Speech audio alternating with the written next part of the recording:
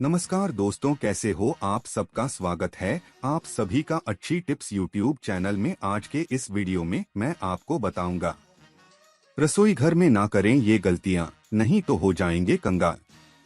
दोस्तों, आप इस वीडियो को शुरू से लेकर अंत तक पूरा देखिएगा ताकि आपको पूरी जानकारी प्राप्त हो सके। तो चलिए शुरू करते हैं। व्यक्ति को सफलता प्राप्त करने के लिए उसका स्वस्थ होना सबसे ज्यादा आवश्यक होता है। अगर आपका शरीर स्वस्थ है तो आप हमेशा अपने लक्ष्य को प्राप्त कर सकते हैं। और आपके शरीर को स्वस्थ रखने का कार्य आपका रसोई घर करता है। अगर आपका रसोई घर अच्छा है और उसमें वास्तुशास्त्र के अनुसार कोई गलतियां नहीं होती है तो माता अन्नपूर्णा आपके ऊपर प्रसन्न रहती हैं। और माता अन्नपूर्णा आपको मालामाल कर देती हैं। लेकिन अगर आपका रसोई घर वास्तुशास्त्र के अनुकूल नहीं है तो आप उन गलतियों को नजरअंदाज ना करें। ऐसी गलतियों की वजह से आपका पूरा घर कंगाल हो सकता है। रसोई घर में इन गलतियों को करना सबसे बड़ा पाप भी माना जाता है। इससे पूरे परिवार को दुखों का सामना करना पड़ सकता है। तो आइए जानते हैं रसोई घर के बारे में कुछ महत्वपूर्ण बातें। एक, रसोई घर में अस्थायी रूप से माता अन्नपूर्णा का वास होता है। ऐसे में कई महिलाएं ऐसी होती हैं जो खाना बनाते समय स्नान नहीं करती तथा हाथ पांव भी नहीं धोती हैं। और रसोई घर में खांसना, छींकना, इधर उधर हाथ लगाना, जबकि बगैर हाथ धोने पर भोजन को छूने पर खाना दूषित हो जाता है। इस तरह का खाना खाने पर घर में बीमारियां आती हैं। ऐसे वातावरण में माता अन्नपूर्णा क्रोधित हो जाती हैं और ऐसे घर में दरिद्रता का भी वास हो जाता है। ऐसा भोजन करने वाले व्यक्ति को किसी भी कार्य में सफलता नहीं मिलती है। ऐसे परिवार पर राहु केतु का भी दुष्प्रभाव पड़ता है। इसलिए आप अपने रसोई घर में ऐसी गलतियां कभी भी ना करें। हमेशा स्वच्छ हाथों से ही भोजन तैयार करना चाहिए। ऐसा करने से माता अन्नपूर्णा बहुत प्रसन्न होती हैं। दो शास्त्रों में स्पष्ट बताया गया है कि जहां पर गृहिणी भोजन बनाती है वह स्थान अगर स्वच्छ नहीं है तो राहु केतु का सबसे बुरा प्रभाव पड़ता है और शनि भी उस घर के लोगों से रूठ जाते हैं। ऐसे घर में कमाने वाले व्यक्ति पर सबसे बुरे प्रभाव पड़ते हैं। पूरा घर धीरे धीरे निर्धनता का शिकार हो जाता है। इसलिए रसोई घर हमेशा साफ रखना चाहिए और रसोई घर में गंगाजल से नियमित छिड़काव जरूर करना चाहिए।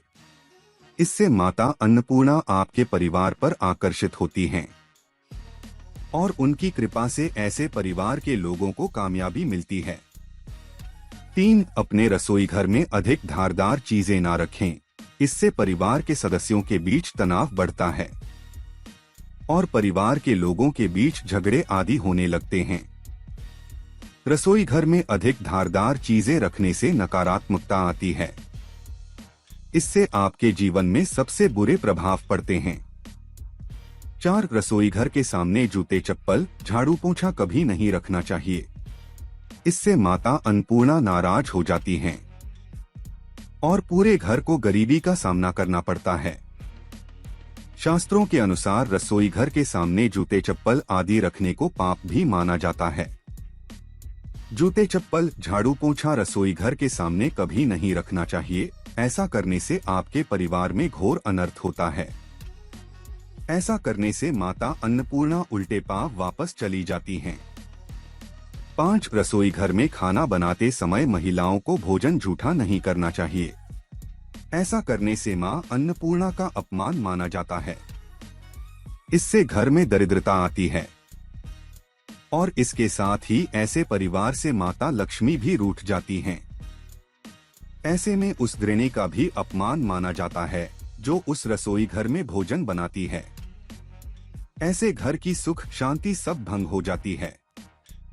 इसलिए अगर आप भोजन बनाती हैं तो सबसे पहले भोजन में से कुछ अंश भोजन का निकालकर भगवान का भोग लगाएं या अपने आराध्य को भोजन अर्पित करें या सबसे पहले थोड़ा सा भोजन किसी कन्या को खिला दें। इसके बाद ही आप भोजन को चख सकती हैं। 6. अगर बार बार आपके भोजन में बाल निकल आते हैं तो इसे आप मामूली बात ना समझें। ऐसा माना जाता है कि भोजन में बार बार बालों का निकलना राहु केतु का बुरा प्रभाव होता है। ऐसा घर हमेशा निर्धनता का शिकार हो जाता है। खाने में कभी बाल नहीं आना चाहिए। खाने में बाल आना मां अन्नपूर्णा का सबसे बड़ा अपमान होता है। इसे घोर अनर्थ माना जाता है। ऐसे में खाने की शुद्धता भी भंग हो जाती है और परिवार को भयंकर बीमारियों का सामना करना पड़ सकता है। ऐसी भूल आप कभी ना करें। शास्त्रों में स्पष्ट बताया गया है कि जिस घर में माता अन्नपूर्णा का वास हो जाए तो उस घर में माता अन्नपूर्णा के साथ सभी देवता निवास करते हैं। ऐसा घर धन धान्य से भरा रहता है। तो दोस्तों, आज के लिए बस इतना ही। अगर आपको जानकारी पसंद आई है तो वीडियो को छोटा सा लाइक करें और चैनल को सब्सक्राइब करके घंटी का बटन जरूर दबा लें। धन्यवाद।